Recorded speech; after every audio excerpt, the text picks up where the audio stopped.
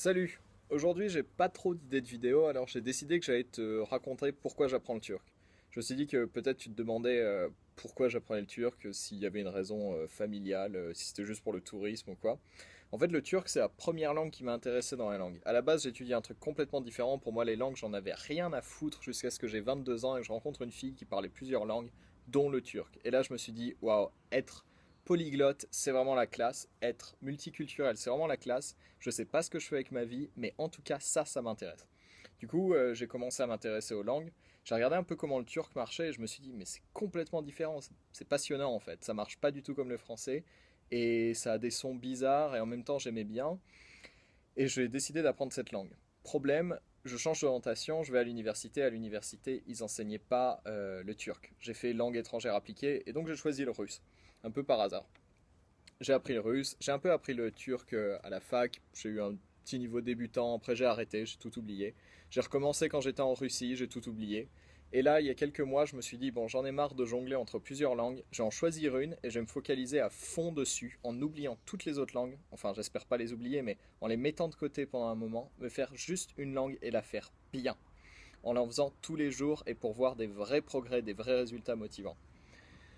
Et j'ai choisi le turc et j'ai commencé à faire 30 minutes de Skype par jour. Au début, ma progression était vraiment rapide. C'est souvent ce qui se passe quand tu fais ça bien. Les premiers mois, les 3 premiers mois, tu as une progression incroyable, c'est super motivant.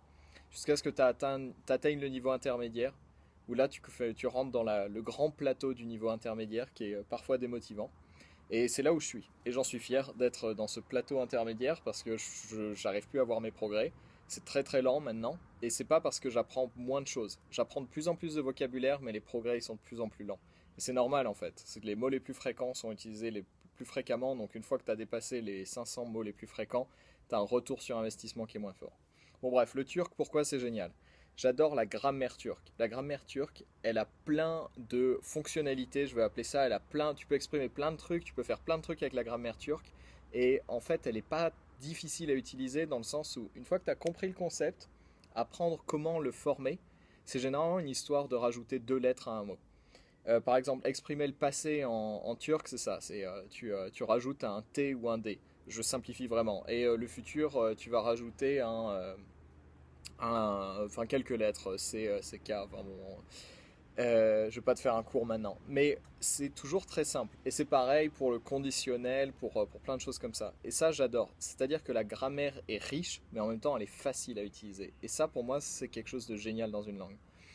Aussi, qu'est-ce que j'aime bien en turc? Ben, j'aime bien la phonétique du turc, mais c'est surtout la grammaire. La phonétique, j'aime bien aussi, c'est sympa à l'oreille. C'est exotique.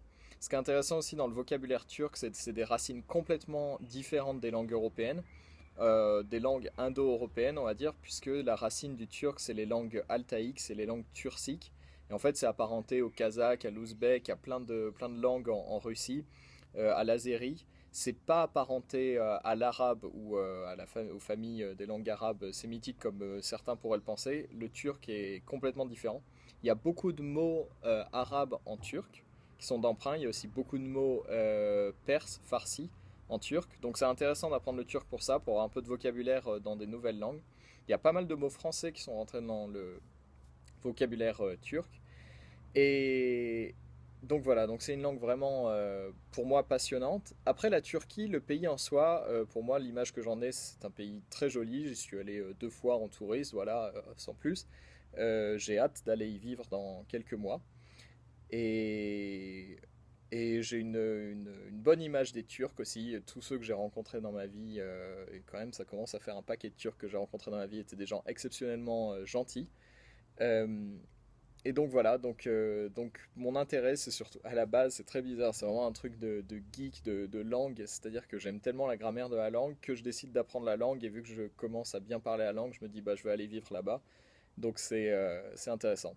Mais parfois, c'est ça, parfois, il n'y a pas de raison rationnelle d'apprendre une langue, c'est juste ça te passionne, tu sais pas pourquoi, tu as juste envie d'apprendre cette langue. Si tu dis, genre, il n'y a pas de raison rationnelle, et que ce soit, genre, le basque ou le slovène ou des trucs comme ça, je vois des gens tu sais pas pourquoi, ils se passionnent pour une langue et ils l'apprennent. Et d'ailleurs, c'est intéressant parce qu'on dit ça sert à rien, mais c'est pas vrai, tu vois. Genre on dit il faut apprendre le chinois et tout, c'est utile, mais ça dépend de ton quotidien, ça dépend de la situation que tu crées.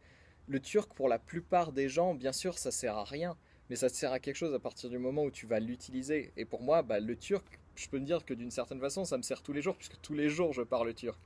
Et quand je serai en Turquie, ça me servira énormément.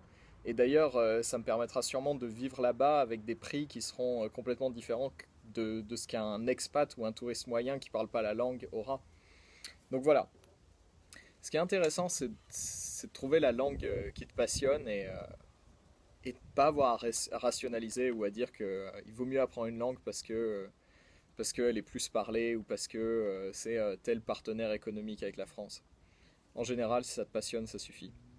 Voilà, c'est tout ce que je voulais partager avec toi aujourd'hui. J'ai pas grand-chose à dire. Voilà, toi, dis-moi les langues que tu apprends et si tu apprends des langues peu communes, enfin en tout cas qui sont pas en le top 5 des langues les plus apprises, et pourquoi tu les apprends, bah dis-le moi, partage, comme ça on peut en causer dans les commentaires. Voilà, en attendant, abonne-toi, like cette vidéo, partage-la, fais ce que tu veux, et à bientôt.